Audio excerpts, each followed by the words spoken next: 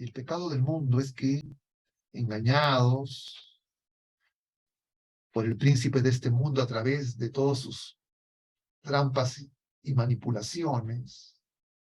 nos impide escuchar y reconocer a ese Cordero que viene a ofrecerse manso y humilde, como dice Isaías también, en el tercer Isaías, capítulo 61, como Cordero llevado al matadero. Y es que efectivamente, Jesucristo es el Cordero, presente en la Eucaristía. Y cuando los clérigos celebramos la Eucaristía y actuamos en persona Christi, pronunciamos esas palabras con la confianza de amigos, las palabras que son del Señor, pero que se salen con nuestra voz, porque nosotros no somos la palabra, sino nosotros somos voz. El Señor nos revela la verdad completa. Y la verdad, que es el amor de Dios, nos hace libres para que nosotros también podamos ser capaces de amar como el Señor nos ama. Y cuando nosotros amamos como el Señor ama, nos hacemos siervos, como el siervo de Yahvé, porque el amor se manifiesta en el servicio. Y ese servicio es llevar a Jesucristo. Es dar testimonio de quien viene a liberarnos. Y esa es la misión de la iglesia. Y esa es la misión del sucesor de Pedro, de confirmarnos en la fe, para que nosotros podamos acoger al Señor que se revela, porque es la fe respuesta a la revelación de Dios, y la revelación es que Dios nos ofrece su amor extremo que ya manifestó por todos nosotros, y que la iglesia, en una renovación constante de caridad pastoral, tiene que testimoniar en sus pastores, en todos sus ministros, como hemos dicho ya en otras ocasiones, y en consecuencia también en los laicos, y en primer lugar en los esposos, porque ese amar como el Señor nos ama se tiene que dar en primer lugar entre los esposos, en el sacramento del matrimonio. Y en consecuencia, esa, diríamos, dificultad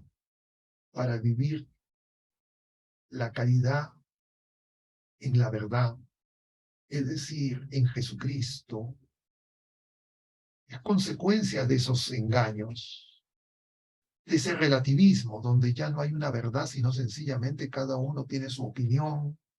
y se trata de cómo, entre comillas, argumentar e imponer lo que yo pienso, lo que yo creo, lo que a mí se me ocurre, y despreciar a todos los que no piensan como yo, o en su defecto ese relativismo que hace que cada uno sea dueño de su verdad y en consecuencia ya no hay verdad. Y si es que no hay verdad absoluta, esa es la paradoja del relativismo de la verdad. Resulta que la única verdad es que no hay verdad. Y esa dictadura lo que hace es saca a Jesucristo y nos hace incapaces de amar. Y en consecuencia estamos ante un hombre escogido por Dios de entre los hombres para dar testimonio de ese amor, y que nosotros, contemporáneos de él, por lo menos en estos últimos años de su vida eclesial, tenemos que agradecer,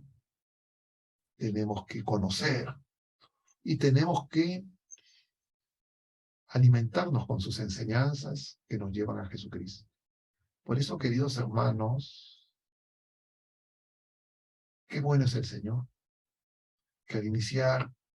este nuevo año nos ha dado estos días en que tal vez todos nosotros hemos podido conocer un poco más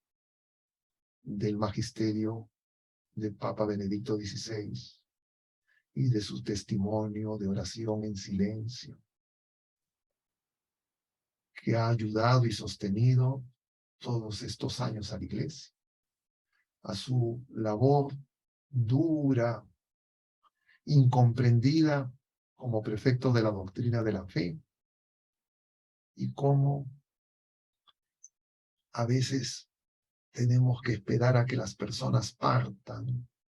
para que podamos darnos cuenta cómo el Señor se manifiesta a través de sus criaturas.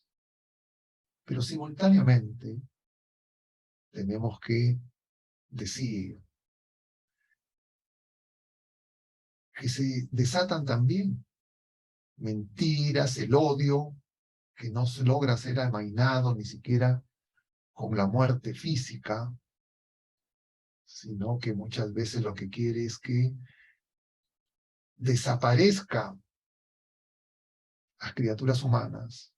porque no pueden escuchar esos tolerantes el testimonio de este hombre, porque no les gusta, porque va en contra de sus planteamientos y porque finalmente muchas veces, sin darse cuenta, sin saber lo que hacen, están buscando que se forme una iglesia a su medida, a la medida de sus caprichos, como si es que fueran ellos dueños de la iglesia, desconociendo que la iglesia es de Cristo y nosotros somos miembros de Cristo. No somos los dueños y no lo podemos manipular, ni podemos cortar la cabeza porque Jesucristo en la cruz ningún hueso se le quebró. Y él, que es el Señor,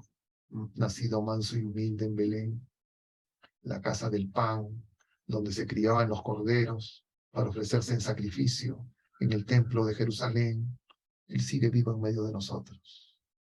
Y su palabra de aliento y consuelo sigue resonando en nosotros. Y por eso es que nosotros tenemos que comprender de dónde venimos, a dónde vamos y quién somos, para hacer esa misma confesión hermosa de Natanael, como veíamos hoy en el Evangelio. Tú eres el Hijo de Dios. Eres el Dios vivo, el testigo que ha enviado el Padre para que se nos revele la verdad completa en el Espíritu Santo, que Él mismo envía de junto al Padre y nos amemos como el Señor nos ama.